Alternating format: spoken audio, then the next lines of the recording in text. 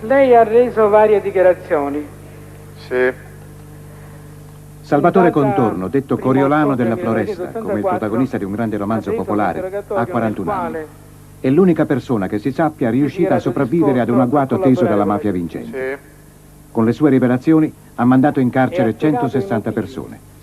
Per i quali Testimonianza di grande rilievo perché Contorno racconta in prima persona episodi dei quali è stato protagonista. si vuole illustrare alla Corte? Signor Presidente, di quando sono entrato a far parte della mafia, io non c'erano queste leggi che usano queste chiamate mafiose, perché non sono più mafioso. Chiamate mafiose. Prima si ammazzava una donna o un piccerito.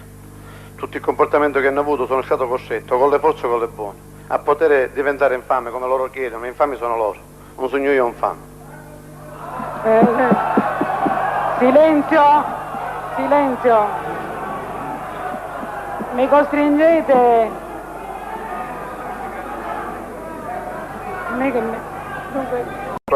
Mi trovo per salvarmi la vita, ma non ho paura che muoia, perché non ho più niente da perdere, perché non temo a niente, la mia famiglia ce l'ho sistemata, se muoio non ha importanza, però voglio dire tutti i fatti che so. Lei come era entrata in questa associazione? Come è fatta questa associazione? Quali sono le regole di questa associazione? Se è stato iniziato? Io sono entrato a far parte di questa associazione al 1975. Avevo un'attività commerciale di bestiame. Essendo già recentemente amico di tanti di queste persone, carriere mie, eravamo amici. Cerca di evitare comunque riferimenti al... Io sto dicendo tutte queste persone dietro a me. Sì. E allora nella conoscenza c'era un contrabbando di sigarette. E ne ho conosciuto tante di queste persone. Dopo finire le sigarette e cominciavo a giocare. Al 75 io entravo a far parte di essere chiamato uomo d'onore, in quei periodi quando trasevo io.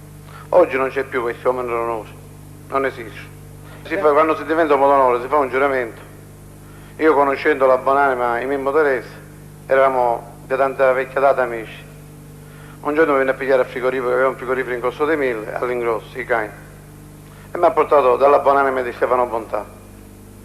Là ho trovato tanti altri personaggi, chiamati uomini d'onore, e così è nato un giuramento. Un giuramento sarebbe un tipo 10 comandamenti: non guardare le donne degli altri, dire sempre la verità, e chi tradisce questa cosa nostra sarà bruciata come un'immagine che mi hanno dato in mano a me e puntano un dito per diventare appartenente a cosa nostra.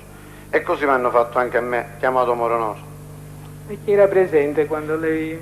Alla buonanima di Stefano Bontà, Mimmo Terese, i fratelli Pullarà, i fratelli Federico, Pierino Lo Iacono, che questi mi sono dimenticati al verbale da dichiarare, ricordando meglio. Quali sono gli scopi della Cosa Nostra? Quali... È nato per fare bene ai poveri, si diceva.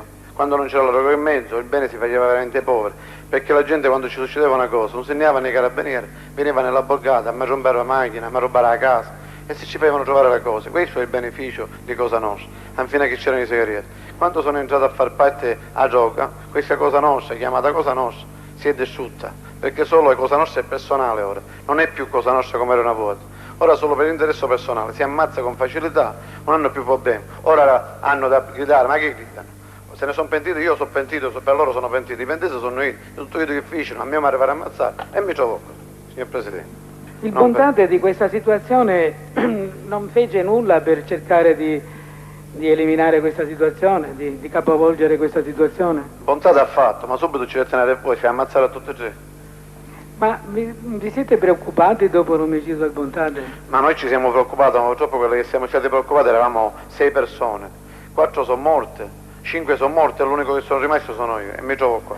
Mentre lei si trovava a Roma, sì. Successero dei fatti, delle morti a Palermo che la riguardavano? Fatti, mi scusi? Insomma, delle morti, persone che... Sì, ma ammazzarono pochi parenti, gente che non c'entrava niente, gente lavoratore, gente che non era Cosa Nostra né niente, tanto per fare paura a me, che io di paura non me ne hanno fatto mai, né a casa, e mancavo tre banne. Mandala Gaetano era parente suo? Come?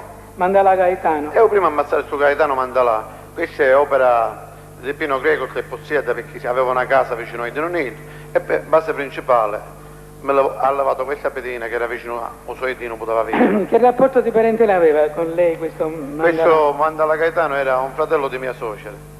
Un fratello? I miei suoceri. E Corsino Salvatore? Corsino Salvatore era un cognato di mia suocera, che marito era sorella di mia suocera. Tramite che mia moglie si recuperò quando mia madre c'era a Roma, era incinta da non ho messo né a sua casa. O signor c'è Mimmo, o vite, siamo gli do tutto, subito gli ammazzarono a mio zio. E questi sono l'uomo non onore che avevamo un paleno. E secondo lei tutti questi omicidi che scopo potevano avere? Tutto il scopo che ci avessimo domandato Don Michele Riaco e appena Cleppuzzella se c'è, se è ancora vivo o morì, ancora non lo so. Ma che ci avessimo domandato Don Michele Riaco per ne sapere che sei mia? Bene, io sto chiedendo a lei. No, ma proprio la domanda che lei mi fa, tutti questi omicidi, poi una brigata era il signor Michele Riaco, non è che furono altre zone, perciò se non diceva io, non ne faceva niente. Fra Cleppuzzella e Michele Riaco. Lei dice che non sarebbero stati potuti fare, commettere, se non c'era il permesso da Michele Greco, del capo commissione. Il capo commissione. A proposito di questo capo commissione, lei mi sa dire i membri di questa commissione? Sì.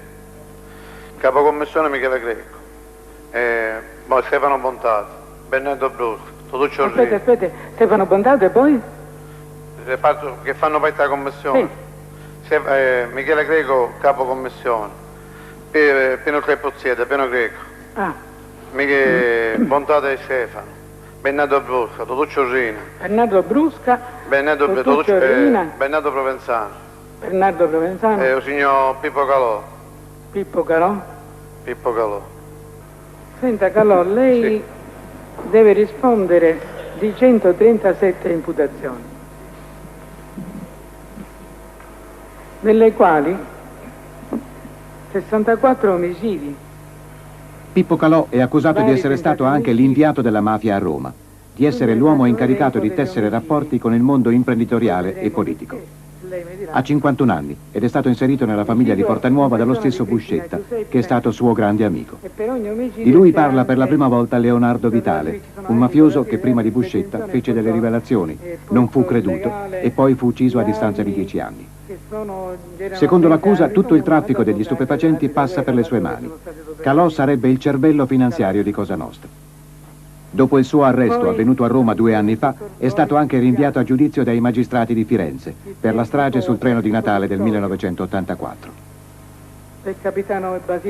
Buscetta lo accusa di essere all'interno della commissione il portavoce di Luciano Liggio.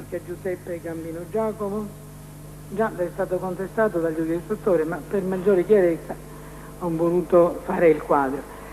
Se lei intende rispondere, desidererei che prima dell'interrogatorio che lei ha reso e che eventualmente poi le chiederemo se lei lo conferma, mi dicesse qualche cosa su queste affermazioni di Buscetta, come impostazione di carattere generale sull'esistenza di questa associazione particolare denominata Cosa Nostra, come avviene in America, e sulla struttura gerarchico-piramidale della stessa. Posso rispondere? Senz'altro. Senta, io confermo le dichiarazioni che ho fatto al giudice istruttore. Avrei altro da dire a chi mi accusa, cioè a Buscetta. Ma lei vuole rispondere a questa domanda mia? Io non so di che cosa stia parlando, perché questo, io conosco tutto quello che lei mi sta dicendo. Cioè non ha nessuna... Di questa associazione Cosa Nostra, chiamata Cosa, conosco tutto. Allora lei contesta l'esistenza di questa associazione di cui non conosce alcunché. Niente. Sì. Allora, siccome se c'è Buscetta o contorno che mi accusano di qualche cosa, di qualche reato, io desidero che lei mi facesse fare un confronto